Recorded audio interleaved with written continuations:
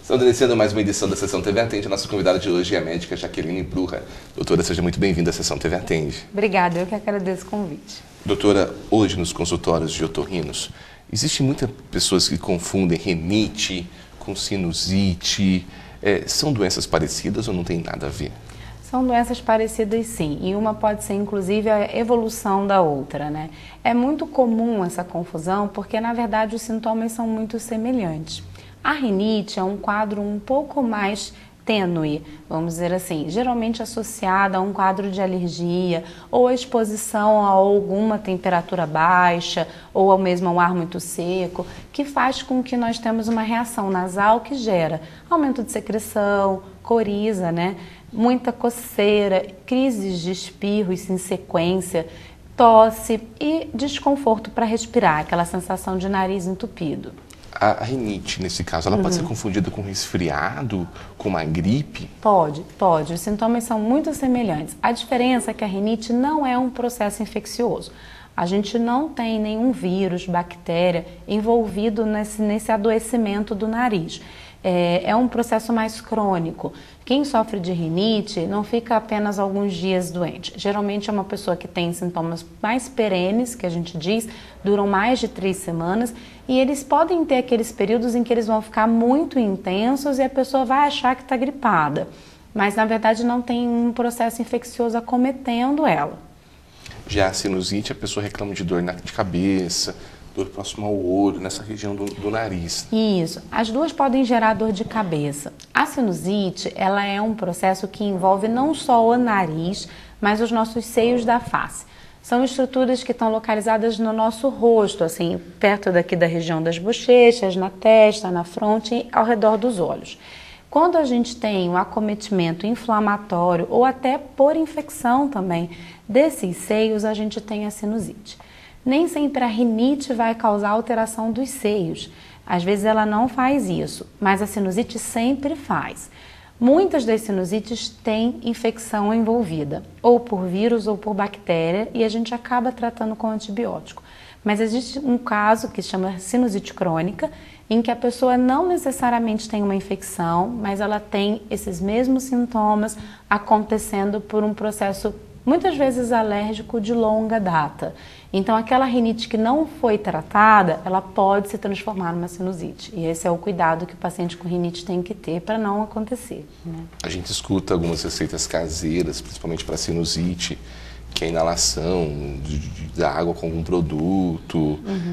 Isso é recomendado? Tem que tomar algum cuidado ao comprar esses produtos para fazer essa inalação por conta própria em casa? Sim, tem.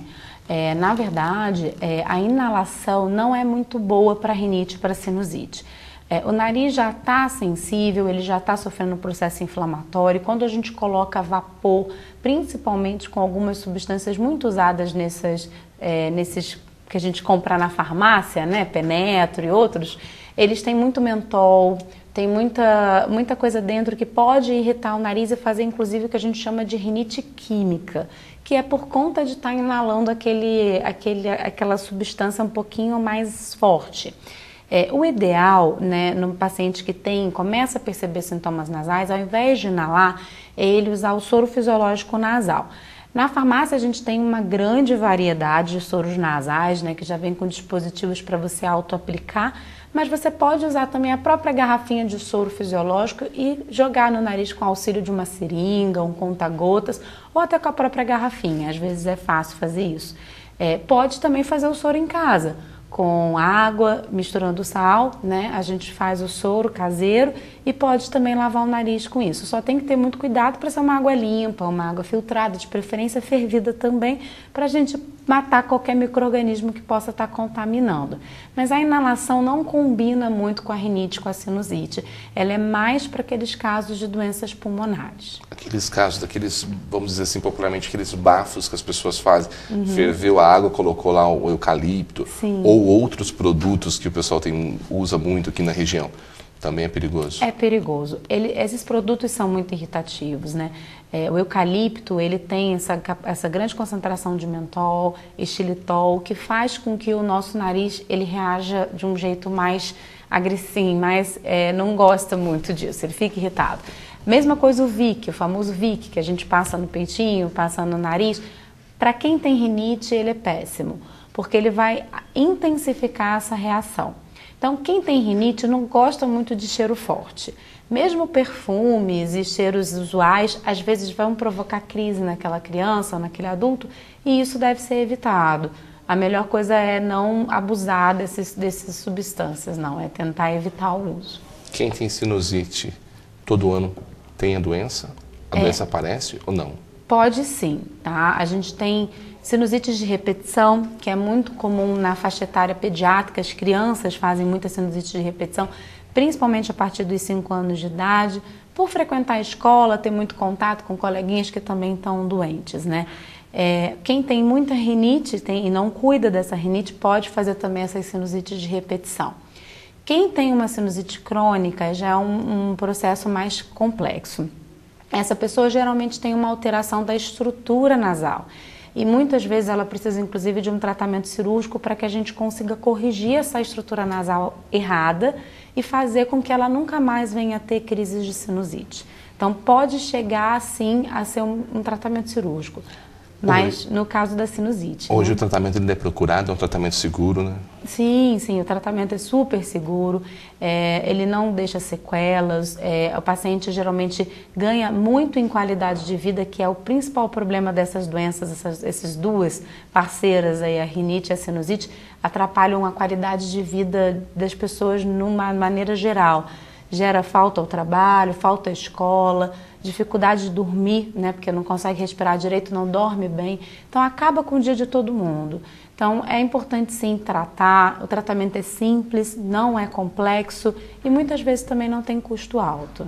Muitas vezes é o antibiótico mesmo combinado com outros medicamentos. Sim, nas crises muitas vezes a gente precisa usar o antibiótico e fora de crise a gente costuma fazer terapia de manutenção com medicações para controlar aquele processo inflamatório, né, que fica ali dentro do nariz, provocando uma defesa baixa do nariz e, consequentemente, infecções. Então, é importante não só fazer o tratamento do antibiótico, mas também fazer esse tratamento de controle entre crises, porque é isso que vai evitar novos quadros de sinusite por bactéria. Mas antes desse período que a sinusite aparece, é aconselhado a pessoa ir no consultório, já fazer um preventivo? Consegue-se diminuir essa incidência? Sim, muito. Com acompanhamento no consultório, a incidência das crises que dependem de antibiótico, que dependem de medicações, ela cai mais de 70%. Principalmente nessa época de inverno. Então, o paciente que ele consegue fazer esse planejamento, né, ir ao consultório antes da época de maior crise, cada um tem a sua época de piora, mas principalmente o inverno para todos, ele vai ter muito mais benefício de não estar fazendo crises e tendo que usar medicações que têm efeitos colaterais mais importantes, que têm um custo mais alto. Então, vale muito a pena assim, planejar uma terapia mais longa. Hoje as pessoas fazem um preventivo ou só vão a hora que tá mal mesmo? A maioria chega na hora que está mal, mas quando a gente orienta que tem como a gente fazer o preventivo, todos querem, óbvio, para melhorar. Então, acaba que aqueles que acompanham continuamente, eles não abandonam porque eles veem o grande benefício que é não ter crises com frequência, né? Mas sempre a porta de entrada acaba sendo aquele momento que você está pior. Doutora Jaqueline, eu agradeço a participação, muito obrigada, até uma próxima oportunidade. Eu que agradeço, muito obrigada. Conversamos hoje na Sessão TV Atende com a médica Jaqueline Bruja.